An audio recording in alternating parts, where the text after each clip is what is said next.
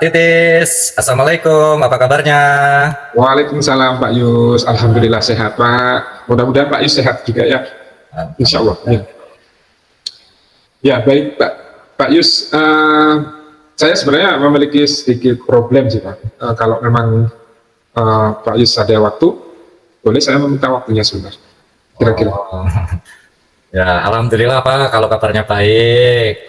Oh ya, tapi kira-kira ada masalah apa? Atau apa yang bisa saya bantu sih Pak? Ya, begini Pak Yus, saya sebenarnya ingin menemukan solusi. Jadi saya mengalami pengalaman pembelajaran di kelas itu kurang maksimal. Gitu.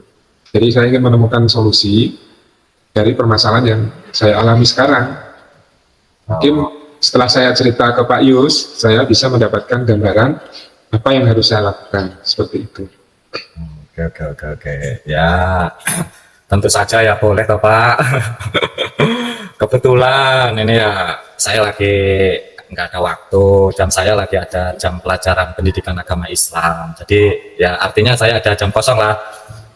Ngomong-ngomong, apa sih Pak yang bisa saya bantu? Terus kira-kira dari percakapan ini nanti apa sih Pak yang Bapak harapkan? Ya, seperti yang saya bilang tadi Pak Yus, saya itu punya masalah itu ya kaitannya tentang pembelajaran di kelas. Makanya saya pengen curhat lah gitu sama Pak Yus, untuk menemukan, paling tidak saya dapat gambaran, dari pengalaman-pengalaman yang sudah ada itu bisa dicarikan solusinya gitu. Oke, memangnya ini Pak, saya juga kurang ini Pak. Memangnya permasalahannya kayak apa sih Pak? Coba Pak, Bapak sampaikan secara detailnya agar saya bisa ikut menerimanya Pak, merasakannya Pak. Oh ya, saya mohon izin dulu ya Pak, saya harus curhat sama Pak Yus. Gitu. Jadi ya mudah-mudahan saya dapat gambaran. Jadi ceritanya seperti ini Pak Yus. Setiap saya melaksanakan pembelajaran di kelas, nah itu tuh ada beberapa siswa itu yang cenderung pasif. Gitu. Jadi mereka itu seperti punya dunia sendiri gitu. Jadi mereka punya seperti dunia sendiri dan kurang berpartisipasi dalam diskusi. Nah, saya sudah mengalaminya itu berkali-kali di beberapa kelas. Jadi saya rasanya kok semakin pusing gitu Pak. Itu gimana Pak Yus ya? Oh, baik.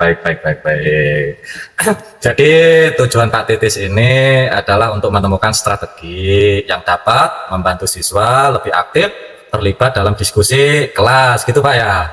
Ya, benar sekali Pak Yus. Nah, saya itu ingin mereka itu ada keberanian gitu loh, walaupun salah atau benar, mereka punya keberanian untuk bicara, berpendapat, gitu, untuk menjawab, mengungkapkan refleksi dari kawan, gitu. Jadi saya ingin mereka aktif dan bisa berdiskusi secara terbuka. Maunya sih seperti itu Pak Yus. Oke. Ya, saya mulai menangkap ini Pak. Jadi problem, permasalahan yang Pak Titis alami, saya mulai menangkap. Terus ini Pak, kalau boleh sekarang Pak Titis ceritakan lebih lanjut tentang situasi saat di kelas Pak Titis khususnya. Bagaimana sih respon siswa ketika Pak Titis ini mengadakan kegiatan diskusi tersebut? Coba Pak, tolong diceritakan lebih detailnya gimana? Ya, berarti saya harus mau flashback lagi ingatannya. Iya Pak, biar mantap Pak. Oke, siap.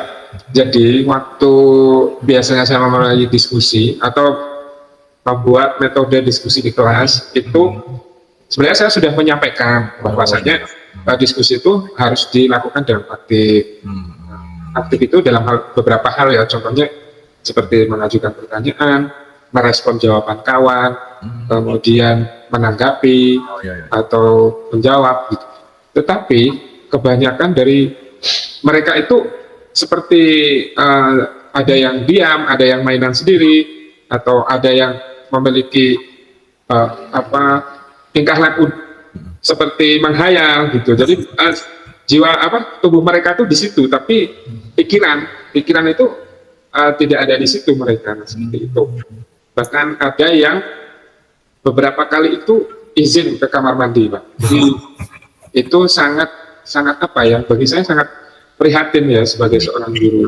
Walaupun saya sudah berusaha semaksimal mungkin untuk memancing mereka, bahkan selalu memotivasi mereka untuk berani menjawab atau berani bicara seperti itu. Oh gitu Pak ya. Oke. Terus menurut Pak Titis, yang membuat sebagian besar siswa yang diam atau yang pergi ke kamar mandi atau kurang berpartisipasi dalam diskusi itu apa sih Pak? Kira-kira?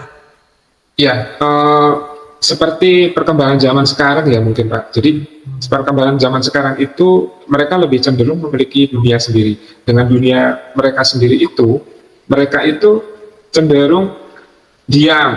Mungkin ada rasa takut atau mungkin tidak percaya diri untuk menyampaikan atau untuk berbicara, dan mungkin bisa juga mereka merasa topik yang dibahas itu tuh kurang menarik atau kurang relevan bagi mereka. Contohnya, misalkan mereka di zaman modern harus membahas tentang sejarah masa lalu.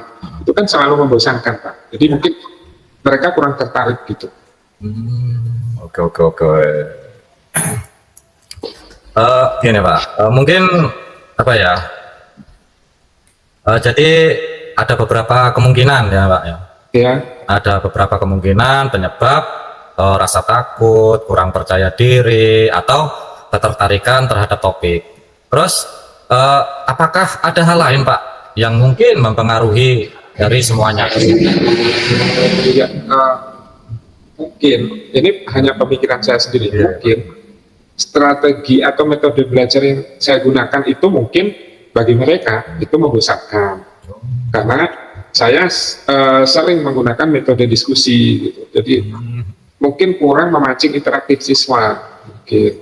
Jadi kemudian ada juga saya lebih cenderung formal dalam hal pembelajaran. Jadi seperti resmi gitu loh, harus gimana ya? Ya harus memiliki sistematika. Contohnya mereka harus menyampaikan pendapat, itu juga harus sistematikanya bagus. Ya mungkin seperti itu Pak. Oke. Sekarang mari kita coba eksplorasi beberapa alternatif solusi Pak ya. Apa saja yang menurut Pak Titis bisa dilakukan untuk meningkatkan keterlibatan siswa dalam diskusi? Oke, baik. Saya berpikir, saya banyak merenung dan berpikir gitu, apa kira-kira itu. Akhirnya saya berpikiran bagaimana kalau menerapkan strategi yang memberikan topik diskusinya itu lebih dekat dengan kehidupan mereka sehari-hari gitu. Jadi mungkin lebih variatif ya, seperti debat kelompok atau permainan peran gitu. Mungkin akan lebih menarik seperti itu Pak. Oh baik, mantap itu Pak. Itu ide yang sangat menarik itu Pak, bagus.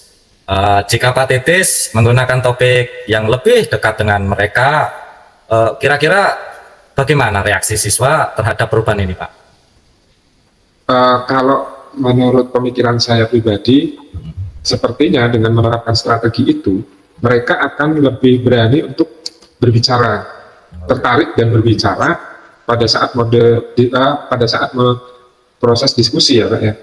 Karena apa yang dibahas itu lebih relevan dengan pengalaman mereka.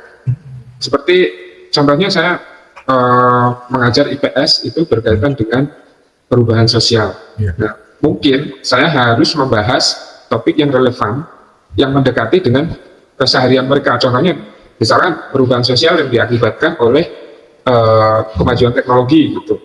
Mungkin karena mereka terbiasa dengan berbelanja online atau menggunakan internet dan sebagainya, mungkin saya bisa mengambil topik-topik seperti ini. Bagus Pak, bagus itu loh Pak sebenarnya Pak. Terus apa Pak yang perlu Pak Titis persiapkan untuk menerapkan strategi-strategi yang Pak Titis sampaikan tersebut? Ya, saya mencoba untuk mencari topik-topik yang kira-kira itu menarik bagi mereka. Ya. Mungkin bisa merencanakan juga untuk alur diskusi dan metode yang lebih variatif. Mungkin juga saya perlu memberikan mereka panduan, ya mungkin panduan yang sederhana ya tentang cara berdiskusi atau yang berdebat dengan baik. Mudah-mudahan dengan adanya panduan itu mereka bisa memiliki rambu-rambu atau istilahnya sebagai langkah alur untuk mereka melaksanakan diskusi. Ya, ya, ya. Seperti itu Pak mungkin untuk rencananya. Oh ya. Terus ini Pak, untuk langkah konkret apa Pak, Pak Titis yang akan ambil pertama kali setelah sesi ini Pak? Ya, mungkin langkah pertamanya saya harus menulis apa ide-ide pokok dalam topik itu, misalnya ide-ide topik yang mungkin relevan dengan kehidupan mereka. Lalu setelah itu saya akan mencoba untuk menyusun rencana diskusi yang lebih menarik Pak. Saya juga akan mempersiapkan panduan dalam mereka melakukan diskusi. Jadi seperti itu. Oh, oke, oke, oke. Terus kira-kira kapan nih Pak Titis mau memulai nih implementasi strategi ini? Ya, kira-kira kalau minggu ini sepertinya saya masih belum bisa untuk menerapkan ya Pak, karena banyak pekerjaan yang menumpuk. Oh, iya. Jadi mungkin saya akan memulai minggu depan Pak, insya Allah minggu depan pada jam pelajaran yang lebih santai gitu, sehingga siswa bisa beradaptasi dengan metode yang baru. Oke, bagus Pak. Semoga dapat berjalan Pak ya. Amin. Nah, terus ini Pak, saya akan menghubungi Pak Titis setelah minggu depan berarti ini Baik. untuk mendiskusikan bagaimana hasil perubahan ini. Semoga sukses Pak ya, dan saya yakin dan percaya ini dengan kemampuan atau kompetensi lah Pak Titis ini Ya. bisa membuat siswa ini lebih terlibat dalam diskusi. Terima kasih banyak Pak Yus, terima kasih atas waktunya, dan saya sangat merasa luar biasa banget. Saya merasa sangat terbantu gitu dengan adanya Pak Yus. Mungkin dengan adanya percakapan seperti ini, saya bisa mendapatkan gambaran terstruktur bagaimana cara melakukan perubahan di kelas. Terima kasih sekali Pak Yus, terima kasih. Sama-sama Pak. Apakah ada hal lain Pak yang sekiranya mungkin belum tersampaikan atau yang masih perlu disampaikan Pak? Ya, untuk sementara sepertinya cukup Pak Yus. Mudah-mudahan cukup ya, karena tidak ada masalah lagi mudah-mudahan ya. Ya seperti itu. Alhamdulillah, saya senang sekali nih Pak bisa mendengar Pak Yus. cerita dari Pak Titis ini. Ya. Saya yang berterima Semoga kita bisa terus saling berbagi ya Pak ya. Terima kasih ya, insya Allah Pak, kita akan terus saling Saya berbagi. doakan semoga apa yang menjadi impian dan rencana semoga dapat diijabah oleh Allah Pak ya. Amin. Terima kasih Pak Yus. Sampai jumpa Pak Titis. Terima kasih Pak Yus. Sampai jumpa. Assalamualaikum. Waalaikumsalam.